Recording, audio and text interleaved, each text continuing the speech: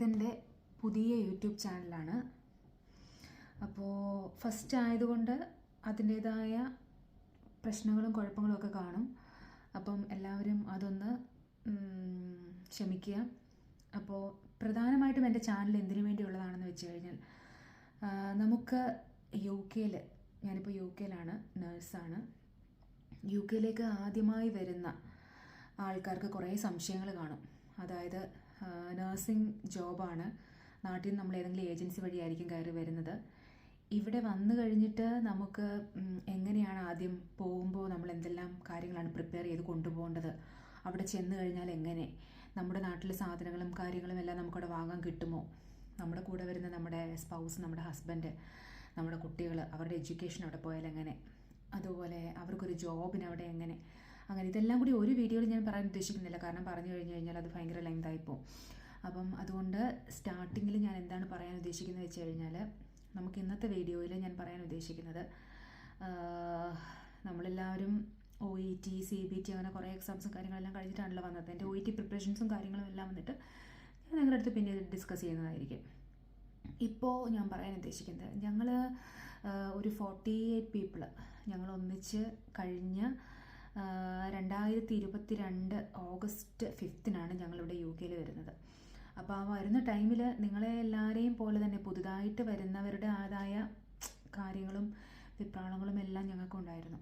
അപ്പം കൂടുതൽ കുറച്ച് ഇത് ടെൻഷൻ കൂടുതലുള്ള കൂട്ടത്തിലാണ് ഞാൻ.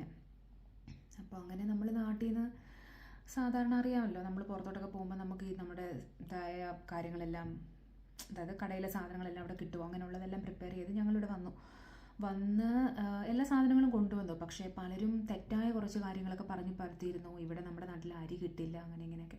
പക്ഷെ അങ്ങനെ യാതൊന്നും പേടിക്കേണ്ട, അത് നമ്മുടെ നിൽക്കുന്ന ഏരിയ അനുസരിച്ചിരിക്കും. ഞാനിപ്പോൾ ബിർമിംഗ്ഹാം എന്ന് പറയുന്ന സ്ഥലത്താണ്. ആ ബിർമിംഗ്ഹാമിൽ കുറച്ച് ദൂരം ഞങ്ങൾക്ക് പോകണമെന്നേ ഉള്ളൂ. അവിടെ പോയി കഴിഞ്ഞാൽ നമ്മുടെ കേരളത്തിൽ കിട്ടുന്ന എല്ലാവിധ സാധനങ്ങളും, ഈവൻ അച്ചാറുകൾ വരെ, എല്ലാവിധ ബ്രാൻഡുകളും എല്ലാം നമുക്ക് അവിടെ കിട്ടും. പിന്നെ അടുത്തുള്ള ഒരു ഷോപ്പുണ്ട്. അടുത്തുള്ള ഒരു ഷോപ്പിൽ നമുക്ക് എന്തൊക്കെ വാങ്ങാമെന്ന് വെച്ച് കഴിഞ്ഞാൽ ഈ അരി സാധനങ്ങളെല്ലാം അവിടെ കിട്ടും, എല്ലാവിധ വെജിറ്റബിൾസും കിട്ടും. പിന്നെ അത് കുറച്ചുകൂടെ പ്രിഫറൻസ് ഇവിടുത്തെ ബ്രിട്ടീഷ് ആൾക്കാരുടെ ഫുഡിനാണ്. പക്ഷേ എങ്കിലും നമ്മൾ കഴിക്കുന്ന ദൈനംദിന ആവശ്യങ്ങൾക്ക് വേണ്ടതും കാര്യങ്ങളും, സോപ്പ്, ഷവർ ജെൽ, അങ്ങനെയുള്ള കാര്യങ്ങൾ എല്ലാം തന്നെ നമുക്കവിടെ കിട്ടും. അതുകൊണ്ട് ആരും അത്തരം കാര്യങ്ങളൊന്നും വന്നിട്ട് കുറിച്ച് വ്യാകുലപ്പെടേണ്ട കാര്യമില്ല. ഒരുപാട് എടുത്തിട്ട് വരണമെന്നൊന്നും വന്നിട്ട് ഞാൻ പറയില്ല. പിന്നെ നമ്മൾ വരുമ്പോൾ ക്യാഷും കാര്യങ്ങളൊക്കെ കൊണ്ടുവരണമെന്നുള്ളതിനെ കുറിച്ച് എല്ലാവർക്കും ഒരു ഡൗട്ടുണ്ട്. ഇപ്പോൾ വന്നു കഴിഞ്ഞാൽ നിങ്ങൾ NHS-ലേക്കാണ് വരുന്നതെങ്കിൽ നിങ്ങളുടെ ആദ്യത്തെ ഒരു 6 വീക്സ്, മിനിമം 1 മന്തെങ്കിലും ഒരുമാതിരി ഹോസ്പിറ്റൽസ് എല്ലാം വന്നിട്ട് അക്കോമഡേഷൻ കൊടുക്കുന്നുണ്ട്. ഞങ്ങളുടെ ഹോസ്പിറ്റലിലും 6 വീക്സ് ഞങ്ങൾക്ക് അക്കോമഡേഷൻ തന്നിട്ടുണ്ടായിരുന്നു. അപ്പോൾ ആ 6 വീക്സ് അക്കോമഡേഷൻ കഴിയുമ്പോൾ അവരുടെ അടുത്ത ബാച്ച് വരുമ്പോൾ നമ്മൾ ആ ഒരു അക്കോമഡേഷനിൽ നിന്ന് മാറിക്കൊടുക്കേണ്ടതായിട്ട് വരും. അപ്പോൾ അങ്ങനെ മാറിക്കൊടുക്കേണ്ടതായിട്ട് വന്ന ടൈമിൽ നമുക്ക് ഒരു പുതിയ വീടെന്ന് പറഞ്ഞു കഴിഞ്ഞാൽ നമ്മളായിരിക്കുമല്ലോ ആദ്യം മാറുന്നത്, പിന്നീടല്ലേ നമ്മുടെ സ്പൗസിനെയൊക്കെ കൊണ്ടുവരിക. അപ്പം എൻ്റെ കാര്യത്തിലാണെങ്കിൽ ഞാൻ എൻ്റെ ഫാമിലിയെ കൊണ്ടുവന്നത് ഒരു 1 ഇയർ കഴിഞ്ഞിട്ടാണ്. കാരണം അതായിരുന്നു ബെറ്റർ എന്ന് എനിക്കിപ്പോഴും തോന്നുന്നത്. കാരണം നമ്മൾ ഓസ്കിയുടെ എക്സാമും കാര്യങ്ങളും കഴിഞ്ഞിട്ട് ഉടനെ അവരെ കൊണ്ടുവരാൻ ഇരുന്ന് കഴിഞ്ഞാൽ നമുക്കൊരു സേവിങ്ങോ കാര്യങ്ങളോ ഒന്നും ആകാതെ അവർക്കും വന്നൊരു ജോബ് തപ്പി പിടിക്കണം. അതിനെപ്പറ്റി ഞാൻ മറ്റൊരു വീഡിയോ ഇടുന്നുണ്ട്, ഒരു ജോബിനുള്ള കാര്യങ്ങൾ എന്തൊക്കെയാണ്, ഇവിടെ എന്തൊക്കെ പ്രിപ്പയർ ചെയ്യണം എന്നുള്ളത്. അപ്പോൾ അങ്ങനെ ഞങ്ങൾ എല്ലാവരെയും വരുന്ന പോലെ തന്നെ ഞാനും വന്നു. ഇപ്പം നമ്മളൊരു 700, ചിലവരൊക്കെ അതിൽ കൂടുതൽ കൊണ്ടുവന്നിട്ടുണ്ട്. പക്ഷേ അന്നത്തെ എൻ്റെ സാമ്പത്തിക സ്ഥിതി അനുസരിച്ചിട്ട് എനിക്ക് അത്രേ കൊണ്ടുവരാനുണ്ടായിരുന്നുള്ളൂ. ഒരു 700 പൗണ്ട്, അതായത് നമ്മുടെ നാട്ടിലെ അന്ന് ഞങ്ങൾ വരുമ്പോൾ 100 റുപ്പീസാണ് ഒരു പൗണ്ടിന്. അപ്പോൾ ഒരു 70,000 റുപ്പീസ് 700 പൗണ്ടാക്കി യുണിമണി എന്ന് പറയുന്ന എക്സ്ചേഞ്ചിൽ അത് നമുക്ക് ചേഞ്ച് ആക്കി തരും. യുണിമണി ഞാൻ അവിടെയാണ് ചെയ്തത് കേട്ടോ, വേറെ ഉണ്ടായിരിക്കും എനിക്കറിയില്ല. അപ്പോൾ അവിടെ ചെയ്തിട്ട് ഞങ്ങൾ അത് ക്യാഷായിട്ട് ഞാനിവിടെ കൊണ്ടുവന്ന് കഴിയുമ്പം നിങ്ങൾ NHS-ലേക്കാണ് വരുന്നതെങ്കിൽ, എനിക്ക് പ്രൈവറ്റിൻ്റെ കാര്യം സോറി കേട്ടോ എനിക്കറിയില്ല, NHS-ലേക്കാണ് വരുന്നതെങ്കിൽ നിങ്ങളുടെ ബാങ്ക് അക്കൗണ്ട് കാര്യങ്ങളെല്ലാം വന്ന് ആദ്യത്തെ ഒരു കുറച്ച് നാൾ, ഞങ്ങൾക്കൊരു 1 മന്ത് ഈ ഓസ്കിയുടെ ടൈമിൽ ഞങ്ങൾക്ക് അതിൻ്റെ ഇടയ്ക്ക് ഇൻഡക്ഷന്, പിന്നെ നമ്മുടെ ബാങ്ക് അക്കൗണ്ട് ക്രിയേറ്റ് ചെയ്യുന്നത് എല്ലാം വന്ന് ഹോസ്പിറ്റലിൽ നിന്ന് ചെയ്തു തരുമായിരുന്നു. അപ്പോൾ അതൊക്കെ ചെയ്ത് കഴിയുമ്പോൾ ഈ ക്യാഷ് നമ്മൾ കയ്യിൽ വെച്ചേക്കേണ്ടതായിട്ടില്ല, നമുക്ക് നമ്മുടെ ബാങ്കിലേക്ക് ഇടാം.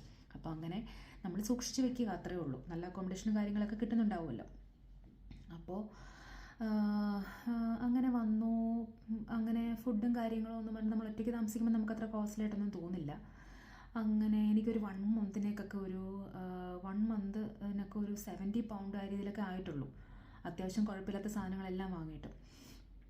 പിന്നെ ഈ പൊടി ഐറ്റംസ് എല്ലാം നമ്മൾ നാട്ടിൽ നിന്ന് കൊണ്ടുവരുന്നതുകൊണ്ട് നമുക്കതൊന്നും വാങ്ങേണ്ടതായിട്ട് വന്നില്ല, അരിയൊന്നും വാങ്ങേണ്ടതായിട്ട് വന്നില്ല. ഒരു പക്ഷേ അതുകൊണ്ടൊക്കെ ആവാം ആദ്യത്തെ മന്തൊക്കെ കുറഞ്ഞിരുന്നത്. ഓക്കെ, അപ്പം അങ്ങനെ നമ്മൾ ക്യാഷും കാര്യങ്ങളൊക്കെ അത്തരം ഒരു എമൗണ്ടിലൊക്കെ കൊണ്ടുവരിക, അത്യാവശ്യം നമ്മുടെ കയ്യിലിരിക്കുക. പിന്നെ ചില ഹോസ്പിറ്റൽസ്, ഈവൻ എൻ്റെ ഹോസ്പിറ്റൽ വരുമ്പോൾ ഒരു 1000 പൗണ്ട്, അതായത് നമുക്കൊരു അക്കൗണ്ട്, നമ്മുടെ ഫസ്റ്റ് മന്ത് സാലറി വരുന്നവരെ നമുക്കൊരു 1000 പൗണ്ട് അവർ നമുക്ക് അഡ്വാൻസ് ആയിട്ട് തരും.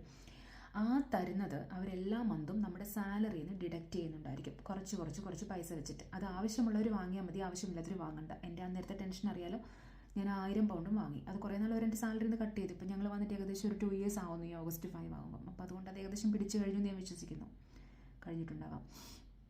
അങ്ങനെ അത് അങ്ങനെയാണ് പൈസ കൊണ്ടുവരുന്നതിനെ പറ്റി പറയാനുള്ളത്. പിന്നെ നിങ്ങൾ ഇവിടെ വന്ന് ഇറങ്ങിക്കഴിയുമ്പം നിങ്ങൾക്ക് ഫസ്റ്റ് വന്നതിൻ്റെ ഹോം സിക്നെസ്സും കാര്യങ്ങളൊക്കെ ഉള്ളവരാണെങ്കിൽ അങ്ങനെ കുറച്ച് ബുദ്ധിമുട്ടുകളൊക്കെ ഉണ്ടാകും. എനിക്ക് ആദ്യം വന്നപ്പോഴൊന്നും അതില്ലായിരുന്നു. കാരണം വന്നപ്പോൾ പുതിയൊരു എൻവിറോൺമെൻറ്റ്, ക്ലൈമറ്റും കാര്യങ്ങളൊക്കെ, തണുപ്പ് കുറച്ച് അഡ്ജസ്റ്റ് ചെയ്യാൻ നല്ല പാടായിരുന്നു കേട്ടോ, നല്ല പാടായിരുന്നു. ഞങ്ങൾ വന്നപ്പോൾ ഓഗസ്റ്റ്, ആ ഒരു വിൻ്റർ തുടങ്ങാൻ പോകുന്നു, ഓട്ടം സീസൺ ആയിരുന്നു. അപ്പോൾ വരുമ്പോൾ ഭയങ്കര എക്സൈറ്റ്മെൻറ്റും കാര്യങ്ങളുമൊക്കെ. കാരണം നമ്മൾക്ക് 10 മണി ആയാലും, രാത്രി 10 മണി ആയാലും നേരം ഇരുട്ട് വരുന്നില്ല. അങ്ങനെയൊക്കെ കുറേ കാര്യങ്ങളിലൊക്കെ ഭയങ്കര എക്സൈറ്റ്മെൻറ്റും കാര്യങ്ങളൊക്കെ ആയിരുന്നു. അതൊക്കെ കഴിഞ്ഞു. പിന്നെ ഓസ്കിയുടെ ട്രെയിനിങ് വരുമ്പോഴത്തേക്കിനും നമുക്ക് വാർഡിൽ ഡ്യൂട്ടി ഇല്ല, ഡെയിലി ഓസ്കിയുടെ ട്രെയിനിങ് ആണ് ഒരു 1 മന്ത്. അപ്പോൾ അതിന് വേണ്ടി ഫ്രണ്ട്സിനൊപ്പം പോവുക, അങ്ങനെ നമുക്കൊരു നമ്മുടെ പഴയകാല കോളേജ് ജീവിതമൊക്കെ ഓർത്തെടുക്കാൻ പറ്റും. അങ്ങനെയൊക്കെ നമുക്ക് കുറേ എൻജോയ്മെൻറ്റും കാര്യങ്ങളൊക്കെ നടന്നു. അപ്പോൾ അങ്ങനെ ആ ഒരു 1 മന്ത് കഴിഞ്ഞിട്ട് നമ്മൾ ജോയിൻ ചെയ്യുന്ന ഇവിടെ നമ്മുടെ ആ ഡേറ്റ് തൊട്ട് നമ്മൾ സാലറി ബേസിലാണ് ജോലി ചെയ്യുന്നത്. അപ്പം വാർഡിൽ നമ്മൾ പോകുന്നില്ലെങ്കിൽ കൂടെ. അങ്ങനെ ഞങ്ങൾക്കൊരു 1 മന്ത് ആയപ്പോൾ എനിക്ക് നാട്ടിൽ നിന്നും പറഞ്ഞ സാലറി 32,000 പൗണ്ട്സ് പെർ ഇയർ ആയിരുന്നു. പിന്നെ നമുക്ക് ബാങ്ക് ഡ്യൂട്ടിയും കാര്യങ്ങളെല്ലാം ചെയ്യാം. അപ്പം മാസം അത് പറഞ്ഞു കഴിഞ്ഞാൽ ഒരു 2300 പൗണ്ട് പെർ മന്ത്. അത് എപ്പോഴാണെന്ന് ചോദിച്ചു കഴിഞ്ഞാൽ ഓസ്കി എക്സാം നമ്മൾ പാസ്സായതിന് ശേഷം, പാസ്സായി നമുക്കിവിടെ NMCയുടെ പിൻ കിട്ടിയതിന് ശേഷമുള്ള സാലറിയാണ് ഈ 2300 to 2500. പിന്നെ നിങ്ങൾ എക്സ്ട്രാ ബാങ്ക് ഡ്യൂട്ടി എന്ന് പറയും, എക്സ്ട്രാ അവേഴ്സ് വർക്ക് ചെയ്യുന്നതിന് ബാങ്ക് ഡ്യൂട്ടി എന്ന് പറയും. അപ്പം അതിൻ്റെയൊക്കെ കാര്യങ്ങളും. അപ്പോൾ ഞങ്ങൾ എന്താ ചെയ്തതെന്ന് വെച്ച് കഴിഞ്ഞാൽ വന്നു, ഓസ്കി ട്രെയിനിങ്ങും കാര്യങ്ങളെല്ലാം നടന്നു, അങ്ങനെ പോയിക്കൊണ്ടിരുന്നു.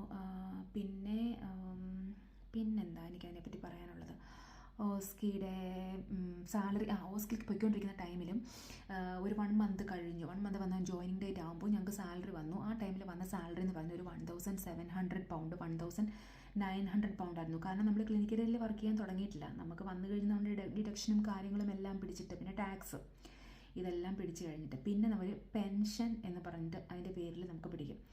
അപ്പോൾ ആ പെൻഷനും കൂടി പിടിച്ചു കഴിഞ്ഞപ്പോഴത്തേക്കും എനിക്ക് നന്നായിട്ട് സാലറി കുറവായിരുന്നു വന്ന്. ടാക്സ് തന്നെ ആ മാസത്തിലല്ല, പിന്നീട് ഞാൻ നോട്ടീസ് ചെയ്തപ്പോൾ എനിക്ക് 500-600 പൗണ്ട് ടാക്സ് തന്നെ പിടിക്കുന്നുണ്ട്. ടാക്സിൽ നമുക്കൊന്നും ചെയ്യാൻ പറ്റില്ല, കാരണം അത്രയും പിടിക്കുന്നത് നമുക്ക് പിടിക്കേണ്ടെന്ന് പറയാൻ പറ്റില്ല. പക്ഷെ ഞാനങ്ങനെ എൻ്റെ പെൻഷൻ സ്കീം വാർഡിലൊക്കെ പോയി ഒരു 2 മന്ത്സ് 3 മന്ത്സ് കഴിഞ്ഞപ്പോൾ ഞാൻ എൻ്റെ പെൻഷൻ സ്കീം കട്ട് ചെയ്തു. എനിക്ക് പെൻഷൻ ഇപ്പോൾ പിടിക്കേണ്ടെന്ന് പറഞ്ഞു. എന്നിട്ട് അവരെത്ര ആ ഒരു 3-4 മന്ത്സ് പിടിച്ചതിൻ്റെ കാശെല്ലാം എനിക്ക് തിരിച്ച് അവരെൻ്റെ അക്കൗണ്ടിലേക്ക് ഒരു 2 മന്ത്സിനുള്ളിൽ എനിക്കത് ക്രെഡിറ്റ് ആക്കി തരികയും ചെയ്തു. പിന്നെ നമുക്ക് പറയാനുള്ളത്, നമ്മൾ വന്നു, നമ്മുടെ ഓസ്കി എക്സാമും കാര്യങ്ങളൊക്കെ. ആ ഓസ്കി എക്സാം നമുക്ക് 3 ചാൻസസ് ആണുള്ളത്. ഞങ്ങളുടെ എല്ലാ ഹോസ്പിറ്റലും NHSൽ അങ്ങനെ ആയിരിക്കണം.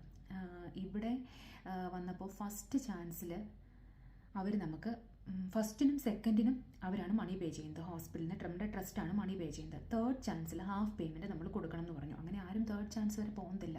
മാക്സിമം 2nd ചാൻസിൽ എല്ലാവർക്കും കിട്ടും. അങ്ങനെ ഓസ്കി ഒരു കീറാമുട്ടിയായിട്ട് ആരും വിചാരിക്കേണ്ട. നാട്ടിൽ ഓസ്കിക്ക് ട്രെയിനിങ്ങും കാര്യങ്ങളും എല്ലാം പോയി ഇവിടെ വന്നിട്ട് ഫെയിൽ ആവുന്നവരുണ്ട്. ഞാൻ നെഗറ്റീവ് അടിപ്പിക്കുമല്ല, പക്ഷെ ഞാൻ പറയുവാണ്, എനിക്ക് ഓവർ കോൺഫിഡൻ്റ് ആയിരുന്നു. അതാണ് എൻ്റെ എല്ലായിടത്തും ഉള്ളൊരു പ്രശ്നം, ഓവർ കോൺഫിഡൻറ്റ്. അപ്പോൾ ഞാൻ എൻ്റെ ഇതിൽ നമ്മുടെ യൂട്യൂബിലൊക്കെ കുറേ വീഡിയോസും കാര്യങ്ങളും എല്ലാം വെച്ചിട്ട് ഞാൻ പഠിച്ച്, എവിടുന്ന് ചോദിച്ചാലും എനിക്കതിൻ്റെ എത്ര സ്റ്റേഷനുണ്ട്. അപ്പോൾ ഞങ്ങൾ വരുമ്പോൾ 10 സ്റ്റേഷൻസ് ആയിരുന്നു. എത്ര സ്റ്റേഷൻസ് ഉണ്ട് അത് കാര്യങ്ങൾ ഇപ്പോൾ കുറേയൊക്കെ മറന്നുപോയി കേട്ടോ. 10 സ്റ്റേഷൻസ് ആയിരുന്നു. അപ്പോൾ അതെല്ലാം വന്ന് പഠിച്ചിട്ടാണ് ഞാനിവിടെ വന്നത്. പക്ഷേ ഇവിടെ വന്നു കഴിഞ്ഞപ്പോൾ നമ്മുടെ ക്ലാസ്സും കാര്യങ്ങളെല്ലാം അതിൽ നിന്നൊക്കെ കുറേയേറെ ഡിഫറെൻ്റ് ആയിരുന്നു. പിന്നെ എക്സാം പോയി എനിക്കൊരു സ്റ്റേഷൻ, അതായത് നമ്മുടെ യൂറിൻ അനാലിസിസ് എന്ന് പറഞ്ഞിട്ടൊരെണ്ണം എനിക്ക് പോയി. കാരണം ആദ്യം അത് ഞാൻ ക്ലിയർ ആയിട്ട് എഴുതി, നമ്മുടെ ടൈം അനുസരിച്ചിട്ട് കോളം മാറിപ്പോയി എഴുതിയത്, അങ്ങനെ ഞാൻ ഫെയിലായി പോയതാണ് കേട്ടോ. അങ്ങനെ ഞാൻ രണ്ടാമത് പിന്നെ പോയി എഴുതുമായിരുന്നു. അപ്പോൾ നമുക്ക് ട്രെയിൻ ടിക്കറ്റ് സഹിതം ഹോസ്പിറ്റലിൽ നിന്നാണ് ബുക്ക് ചെയ്ത് തന്നത്. കാരണം ഞങ്ങൾ ലണ്ടനിൽ ആ ഒരു ഏരിയ ഭാഗത്ത് ആണ് ഞങ്ങളിത് എഴുതാൻ പോയത്. അപ്പോൾ അങ്ങനെ എഴുതുമല്ലോ, പെർഫോം ചെയ്യാൻ പോയത്. ഓസ്കിക്ക് അങ്ങനെയാണല്ലോ. അപ്പോൾ അങ്ങനെ ഓസ്കി എല്ലാം കഴിഞ്ഞിട്ട്, അതായത് ഓസ്കിയുടെ ട്രെയിനിങ് കഴിയുമ്പോൾ തന്നെ ഒരു 3-4 ഡേയ്സിനുള്ളിൽ നമ്മൾ ക്ലിനിക്കലിൽ പോയി തുടങ്ങും. പോയി തുടങ്ങി കഴിഞ്ഞാൽ നമ്മൾ കംപ്ലീറ്റ് നമ്മൾ ചെല്ലുമ്പോഴേ നേഴ്സിൻ്റെ പണി നമ്മൾ ചെയ്യുന്നില്ല. നമ്മൾ ചെന്ന് നമ്മളെ അവരൊരു ഹെൽത്ത് കെയറർ ആയിട്ടാണ് ആദ്യം എടുക്കുന്നത്. അപ്പോൾ ആ ഒരു കെയറർ ജോബാണ് നമ്മളവിടെ പോയി ചെയ്യുന്നത്. അതായത് പേഷ്യൻസിനെ പാഡ് ചേഞ്ച് ചെയ്യുക, പേഷ്യൻസിനെ വാഷിങ്, അതായത് അവരെ തുടയ്ക്കാൻ നമ്മൾ ചെയ്യുക. അപ്പോൾ ആദ്യമൊക്കെ ചിലപ്പോൾ ഞാൻ രജിസ്റ്റേർഡ് നഴ്സാണ്, ഞാൻ BSc നഴ്സാണ്, എനിക്കൊന്നും ചെയ്യാൻ വയ്യെന്നൊന്നും നമുക്ക് പറയാൻ പറ്റില്ല. കാരണം നമ്മൾ NMC പിൻ, നമ്മുടെ ഓസ്കി എക്സാം കഴിഞ്ഞ് നമ്മുടെ NMC പിൻ വരുന്നവരെയും നമ്മൾ ഈ കൺട്രിയിൽ രജിസ്റ്റേർഡ് നഴ്സ് ആയിട്ടില്ല. നിങ്ങൾ BSc നഴ്സായി നിങ്ങൾക്ക് നാട്ടിൽ എത്ര വർഷത്തെ എക്സ്പീരിയൻസ് ഉണ്ടെന്ന് പറഞ്ഞാലും നിങ്ങൾ ഇവിടെ ഒരു രജിസ്റ്റേർഡ് നഴ്സ് ആയിട്ടില്ല. അപ്പോൾ ആദ്യത്തെ ഒരു 3 months, അതായത് എൻ്റെ പിൻ വരാൻ ഏകദേശം എക്സാം പിന്നെ ഒരു 1 ചാൻസ് പോയി, പിന്നെ എഴുതി, പിന്നെ പിൻ വരാൻ എല്ലാം കൂടി ഒരു 3 monthsനകത്ത് എടുത്തു. ആ 3 months വരെയും ഇവിടെ കെയറർ ജോബ് തന്നെയാണ്. അപ്പോൾ നമ്മൾ ഹെൽത്ത് കെയർ അസിസ്റ്റൻ്റെ കൂടെ പോവുക, പേഷ്യൻസിനെ ഹെൽപ്പ് ചെയ്യുക, ബെഡ്ഷീറ്റ് മാറ്റാൻ ഹെൽപ്പ് ചെയ്യുക. അപ്പോൾ ആ ടൈമിൽ പലരും വിചാരിക്കും ഓക്കെ നേഴ്സായിട്ട് പഠിക്കാൻ, നേഴ്സിൻ്റെ ജോലി ഇപ്പോൾ ഇതൊക്കെ ചെയ്ത് നടന്നാൽ മതി, ഇങ്ങനെ അങ്ങ് പോകാം എന്ന് വിചാരിക്കും. പക്ഷേ പിന്നായി കഴിഞ്ഞിട്ട് അവർ വളരെ ചുരുങ്ങിയ അളവിൽ നിങ്ങൾക്കൊരു കെയറിങ്ങും കാര്യങ്ങളും, ഒരു കെയറിങ് എല്ലാം ഒരു നിങ്ങൾക്കൊരു ഇതൊക്കെ തരും, നിങ്ങൾക്കൊരു ട്രെയിനിങ്ങും കാര്യങ്ങളും ഒക്കെ തന്നിട്ട് നിങ്ങളെ വളരെ പെട്ടെന്ന് തന്നെ നിങ്ങളെ നഴ്സിംഗ് ജോബിലേക്ക് അവർ ആക്കാൻ ശ്രമിക്കാറുണ്ട്. അപ്പോൾ ആ ടൈമിൽ നമുക്കൊന്നിനെപ്പറ്റി ഒരു ഐഡിയ ഇല്ല എന്നുണ്ടെങ്കിൽ അത് ബുദ്ധിമുട്ടാകും. അപ്പോൾ അതുകൊണ്ട് ചെയ്യേണ്ട ഒരു കാര്യം, ഈ ഹെൽത്ത് കെയർ അസിസ്റ്റൻ്റായിട്ട് ഇരിക്കുമ്പോൾ തന്നെ നമ്മൾ ആ ജോബ് കഴിഞ്ഞിട്ട്, ആ ജോബ് ചെയ്ത് കഴിയുമ്പം വാഷിങ്ങും കാര്യങ്ങളെല്ലാം ഒരു 10 മണിയോടെ കഴിയുമ്പോൾ നമ്മൾ ഈ രജിസ്റ്റേർഡ് നഴ്സിൻ്റെ കൂടെ, ഈ ബാൻഡ് 5 നഴ്സിൻ്റെ കൂടെ നടക്കുക. നമ്മൾ ബാൻഡ് 5ലേക്കാണ് നമ്മളാകാൻ പോകുന്നത് പിൻ വന്നു കഴിയുമ്പം. അപ്പോൾ അവരുടെ കൂടെ നടന്ന് നമ്മൾ മെഡിസിൻ കൊടുക്കുമ്പം ഇവിടെ എങ്ങനെയാണ്, കാരണം ട്രോളി നിറച്ച് അടുക്കി വെച്ചിരിക്കുകയാണ്. നമ്മുടെ നാട്ടിലെ മെഡിസിൻ്റെ പേരൊന്നും അല്ല. മെഡിസിൻസ് കൊടുക്കുന്ന കൂട്ടത്തിൽ അവർ കൊടുക്കുമ്പോൾ അവർ കൂടെ നടന്ന് അവർ ചെയ്യുന്നത് കാണുക, കെയർ പ്ലാൻ എങ്ങനെയാണ് ചെയ്യുന്നതെന്ന് കാണുക. അപ്പോൾ അത് കഴിഞ്ഞിട്ട് ഓരോ കാര്യങ്ങളും എങ്ങനെയാണ് ഒരു നേഴ്സിൻ്റെ ജോബ് കയ്യോളം നടക്കുന്നതെന്ന് വെച്ചാൽ നോക്കിയും കണ്ട് നമ്മൾ പഠിക്കുക. പിന്നെ ഇപ്പോൾ തന്നെ ഈ വീഡിയോയുടെ ലെങ്ത് 13 minutesോളം ആയി. ഞാൻ എൻ്റെ അടുത്ത ഇതിൽ എനിക്ക് സംഭവിച്ച കുറച്ച് ഇവിടുത്തെ ക്ലൈമറ്റും കാര്യങ്ങളും അഡ്ജസ്റ്റ് ചെയ്യാൻ പറ്റാതെ ഉണ്ടായ ജീവിതത്തിൽ കുറച്ച് കാര്യങ്ങൾ പറയാനുണ്ട്. അപ്പോൾ അതിനെപ്പറ്റി നമുക്ക് നമ്മുടെ അടുത്ത വീഡിയോയിൽ ഡിസ്കസ് ചെയ്യുന്നതായിരിക്കും. വന്നു കഴിഞ്ഞപ്പോൾ ഉണ്ടായ ക്ലൈമറ്റ് ചേഞ്ചും കാര്യങ്ങളും കൊണ്ടുണ്ടായ ഇഷ്യൂസാണ്. സോ അടുത്ത വീഡിയോയിൽ കാണും വരെ എല്ലാവർക്കും താങ്ക്സ്. വീണ്ടും കാണാം. അപ്പോൾ ഈ ചാനൽ നിങ്ങൾ ഫുൾ കണ്ടത് നിങ്ങൾക്ക് യൂസ്ഫുൾ ആകാതെ ഞാൻ പറയില്ല, യൂസ്ഫുൾ ആയെങ്കിൽ മാത്രം ഈ ചാനൽ സബ്സ്ക്രൈബ് ചെയ്യുക. ഞാൻ പറഞ്ഞില്ലേ പുതിയ ചാനലാണ്. അപ്പോൾ നിങ്ങളുടെ സപ്പോർട്ടും കാര്യങ്ങളും ഉണ്ടെങ്കിൽ മാത്രമേ മുന്നോട്ട് പോകാൻ പറ്റൂ.